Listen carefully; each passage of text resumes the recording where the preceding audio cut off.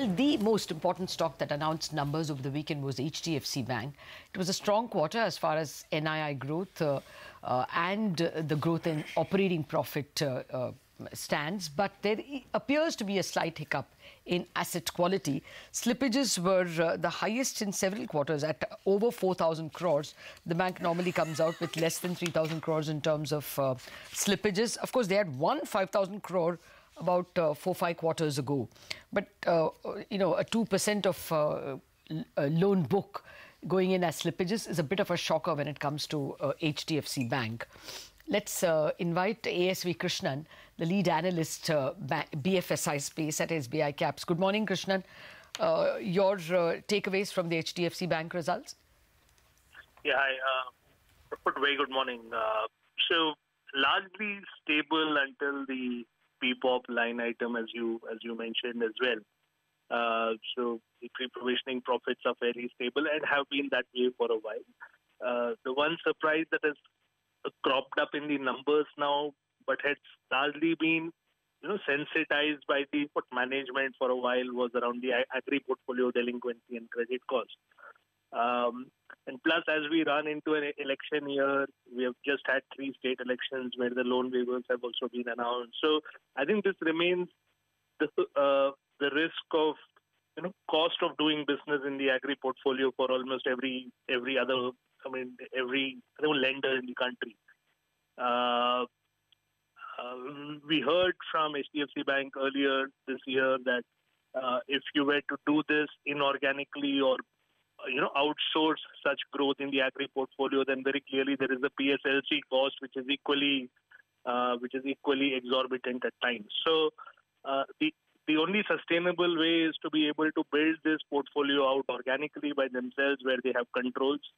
Unfortunately, that also means there are slippages in the portfolio which will show up in the NPAs for a while longer. There is, of course, recoverability. So I'm not too worried about the eventual recoverability of these, but it remains a drag for a while longer in the PSL. So the recoverability, of course, will be higher for a bank, with a lineage like HDFC Bank. But would you extrapolate these slippages to any other banks? I mean, would you be concerned about higher NPAs or higher slippages for any of the other ones that haven't reported numbers yet?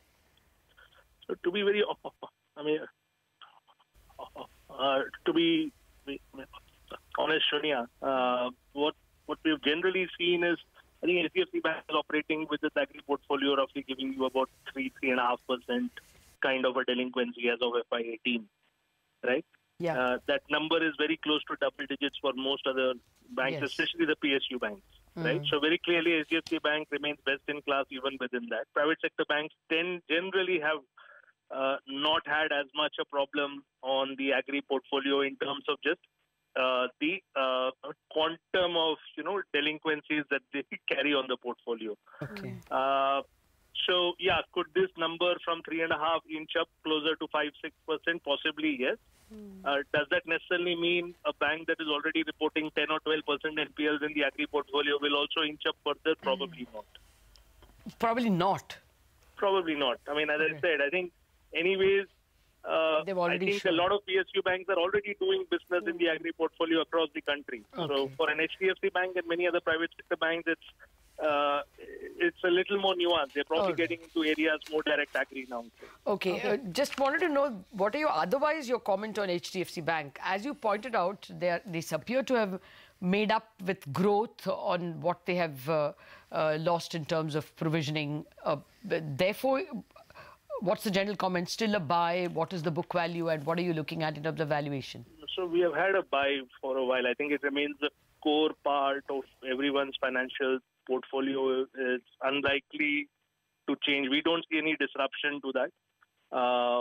We believe earnings CAGR of about 20% is doable into the foreseeable future. Plus, there are accelerated market share gains because of the way their customer franchise is. So high-quality customer franchise delivering accelerated market share gains and delivering a 20% EPS CAGR. So we remain a buy. Okay. Would you worry that, you know, their CASA is going down, their low-cost savings as a percentage of total deposits, and at the same time they're consuming capital a little more than they used to?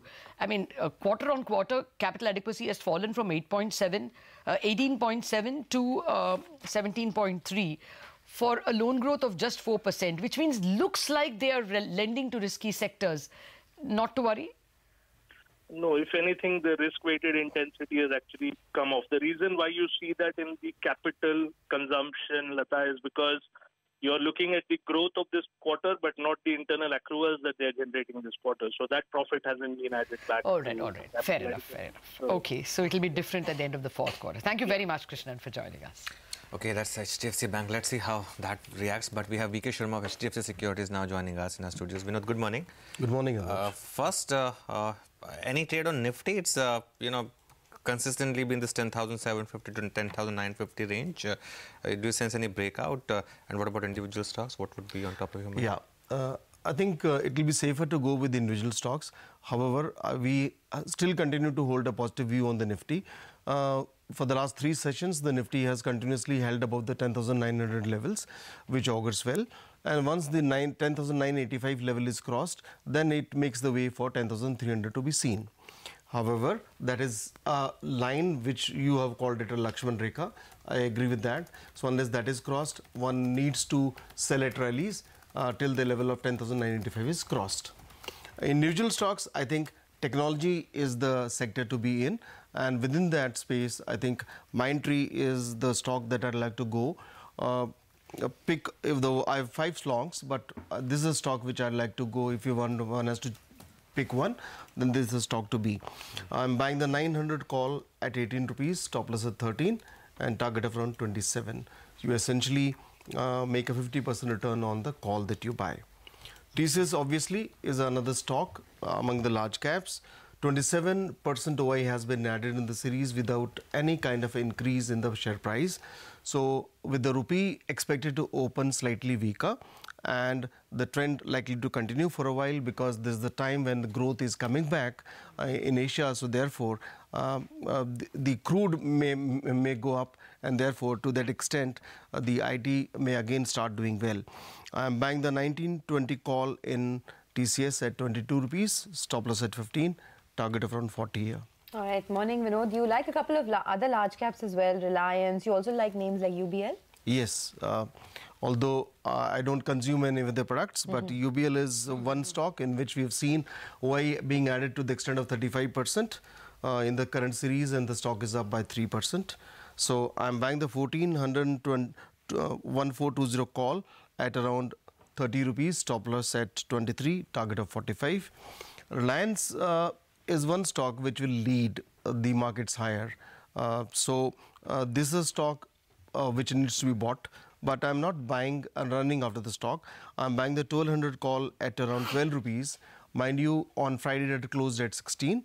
So should it come down, I'll be a buyer at 12 rupees, stop loss at 7, target of around 22. And ICICI Pru is my last pick of the day. I'm buying the 355 call at around 5 rupees. At 8 rupees, sorry, stop loss at 5, target of around 13. Okay, thank you very much, Vinod, for giving us your FNO strategies. We have to take a quick break.